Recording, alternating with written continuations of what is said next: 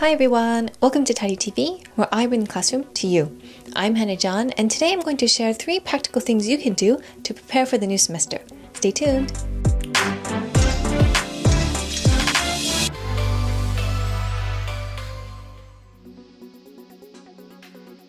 The first thing that I would recommend you to do is housekeeping. So if you're a returning student, this means that you take inventory and you actually review what you did last semester so that it feels like that you're building on and accumulating insight from previous terms. Oftentimes during the graduate program and even for undergraduate programs, it's easy to kind of go through life in terms of semesters, and then after the semester ends, you completely forget what you actually learned in the previous semester. What I hope we can do is we can, again, have this accumulation and that it does feel like a continuation of your studies.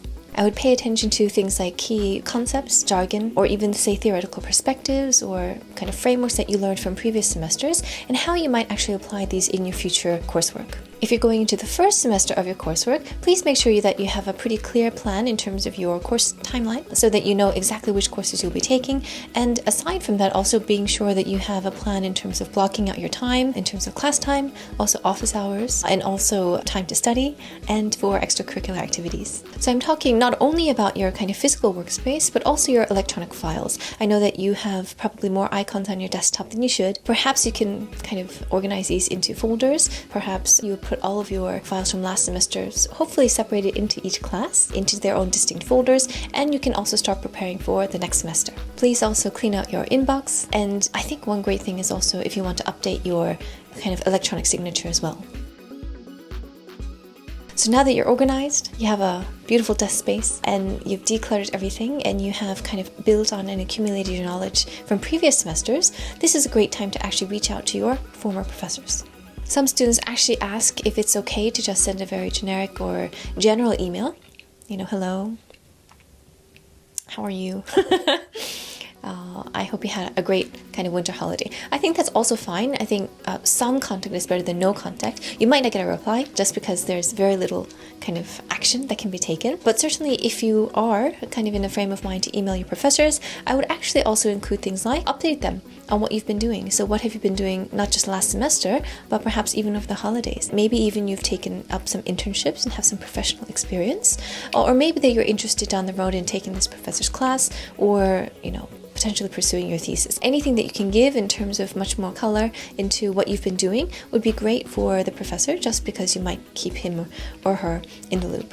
Now, of course, the goal of keeping in touch and sending emails and reaching out is to be on your professor's radar. This is not necessarily because you need something down the line, although normally you do, but just keeping yourself out there and in kind of your professor's kind of consciousness, I think is just a huge help, because we do encounter tens, hundreds of students, current students, but also former students. And so it's very difficult for us as we get older because we don't remember as much, especially not as quickly. The more that you can keep us in touch with things that are going on in your life, the more it feels like a conversation rather than, all of a sudden 2 years later, you reach out to us. If you're a new student and you don't have anyone to reach out to really, you will soon be assigned an academic advisor, probably, definitely, especially in our program, but certainly for other programs as well. So this will be one person that you can reach out to initially, and then later as the semester gets started and you get to know more professors in your courses, then you can reach out during the semester, but especially also after the semester is ended.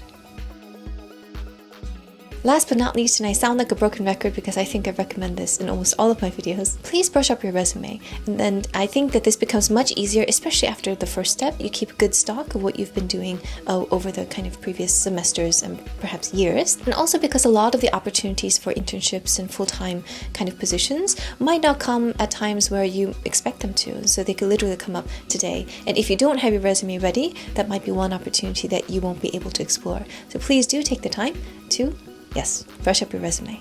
So as you prepare for the new semester, I hope you can take some of these tips to heart. These are some things that I will be doing as well. And yes, why don't we do them together? Yes. So thank you for joining me in this video. And until next time here on Tidy TV, bye.